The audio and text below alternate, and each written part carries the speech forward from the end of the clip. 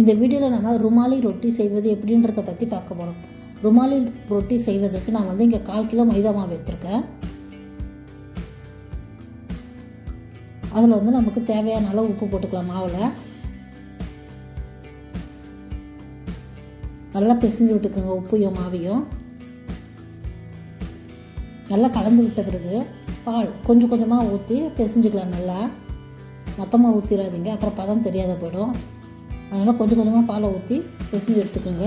இது மாதிரி இந்த பதத்துக்கு பிசைஞ்சுக்குங்க. ரொம்ப ஹார்டாகவும் இருக்கக்கூடாது, கொஞ்சம் சாஃப்டாக இருந்தால் தான் நல்லாயிருக்கும். நமக்கு 2 ஸ்பூன் அளவுக்கு எண்ணெய் ஊற்றி நல்லா பிசைஞ்சுக்குங்க. ஒரு 10 நிமிஷம் போல் நல்லா பிசைஞ்சுக்குங்க மாவை. அப்போ நமக்கு சாஃப்டான ரொட்டி கிடைக்கும். இப்போ நல்லா பிசைஞ்சு வச்சுட்டேன். இதுக்கு மேலே நம்ம எண்ணெய் தடவிக்கலாம். ஃபுல்லாக எண்ணெய் தடவி வச்சுருங்க. அப்போ தான் வறண்டு போகாமல் இருக்கும். தடவிட்டு மேலே ஒரு துணியை போட்டு வச்சிடலாம். இது ஒரு 1/2 மணி நேரம் ஊறட்டும்.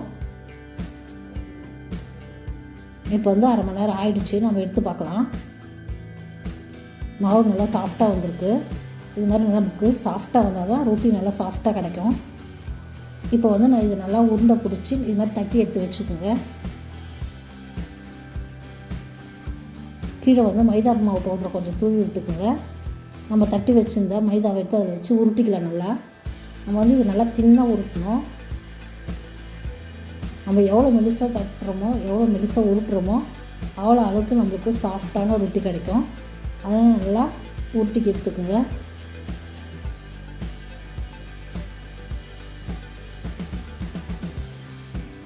இது மாதிரி கையில் இப்படி திருப்பி திருப்பி போட்டிங்கன்னா இன்னும் நம்மளுக்கு தின்னாக வரும் ரொட்டிங்க.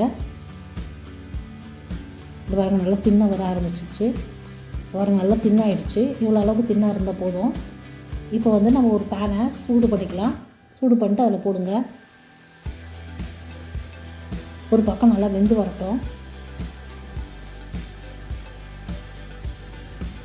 இப்போ வெந்துடுச்சு ஒரு பக்கம். திருப்பி போடுங்க. இந்த பக்கமும் இதே மாதிரி வேகட்டும். பாருங்க, நல்லா உப்பி வருது. இது மாதிரி நல்லா உப்பி வந்தால் சாஃப்டாக இருக்கும் ரொட்டி.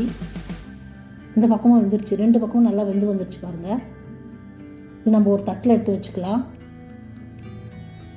இதே மாதிரி நம்ம தட்டி வச்சிருந்ததில் நம்ம சுட்டு வச்சுக்கலாம். ருமாலி ரொட்டி ரெடி ஆகிடுச்சு. இந்த ருமாலி ரொட்டிக்கு நம்ம ஆஃப்கானி பன்னீர் சைட் டிஷ்ஷாக வச்சு சாப்பிட்டோமா எத்தனை ரொட்டி வேணாலும் சாப்பிட்லாம். இந்த ஆஃப்கானி பன்னீர் உங்களுக்கு செய்யணுன்னா நான் என் ஸ்க்ரீனில் அதோட வீடியோ கொடுத்துருக்கேன், நீங்கள் பாருங்கள். இந்த வீடியோ பிடிச்சிருந்தா லைக் பண்ணுங்கள், ஷேர் பண்ணுங்கள், சப்ஸ்கிரைப் பண்ணுங்கள். மறக்காமல் பெல் ஐக்கானை கிளிக் பண்ணுங்கள்.